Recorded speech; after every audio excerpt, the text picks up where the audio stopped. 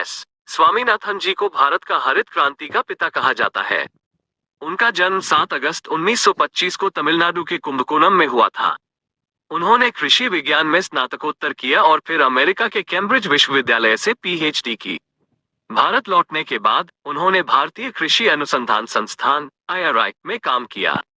Doctor Swaminathan ने कृषि के क्षेत्र में कई महत्वपूर्ण योगदान दिए हैं। उन्होंने गेहूं और धान की नई किस्मों को विकसित किया, जो ज्यादा पैदावार देती थी। उन्होंने कृषि में आधुनिक तकनीकों के इस्तेमाल को बढ़ावा दिया, जैसे कि सिंचाई, उर्वरक और कीटनाशक। डॉक्टर स्वामीनाथन ने किसानों को आधुनिक कृषि पद्धतियों के बारे में जागरूक करने के लिए भी काम किया। डॉक्टर स्वामीनाथन के प्रयासों के कारण भारत में कृषि उत्पादन में उल्लेखनीय वृद्धि हुई। यह वृद्धि इतनी तेज थी कि इसे हरित क्रांति कहा गया। हरित क्रांति के कारण भारत खाद्यान्न में आत्मनिर्भर बन गया और किसानों की आय में भी वृद्धि हुई। डॉक्टर स्वामीनाथन को उनके कृषि के क्षेत्र में योगदान के लिए कई सम्मान और पुरस्कार दिए गए हैं। उन्हें 1971 में पद्म भूषण और 1987 में पद्म विभूषण से सम्मानित किया गया। उन्हें 1987 में विश्व खाद्य पुरस्कार और 2000 में एल्बर्ट आइंस्टीन विश्व शांति पुरस्कार भी दिया गया। डॉक्टर स्वामीनाथन एक महान वैज्ञानिक और समाजसेवी है।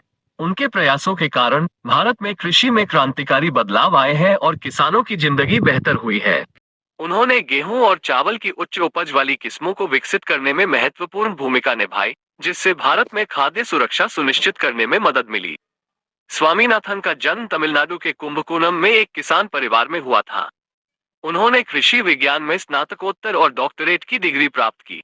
डॉक्टरेट के बाद वो अंतर्राष्ट्रीय गेहूं और मक्का सुधार केंद्र (CIMMYT) में शामिल हो गए, जो मैक्सिको में स्थित एक कृषि अनुसंधान केंद्र है। CIMMYT में उन्होंने गेहूं की उच्च उपज वाली किस्मों को विकसित करने में काम किया। 1966 में स्वामीनाथन भारत लौट आए और भारतीय कृषि अनुसंधान संस्थान (IARI) के निदेशक बने।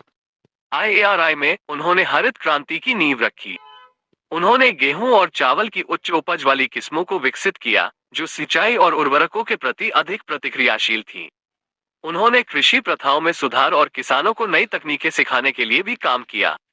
हरित क्रांति के परिणामस्वरूप भारत खाद्यान्न उत्पादन में आत्मनिर्भर बन गया।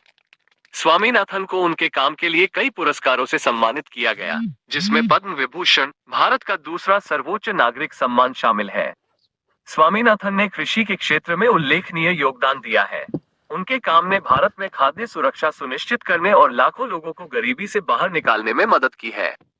वो एक महान कृषि वैज्ञानिक और एक दूरदर्शी नेता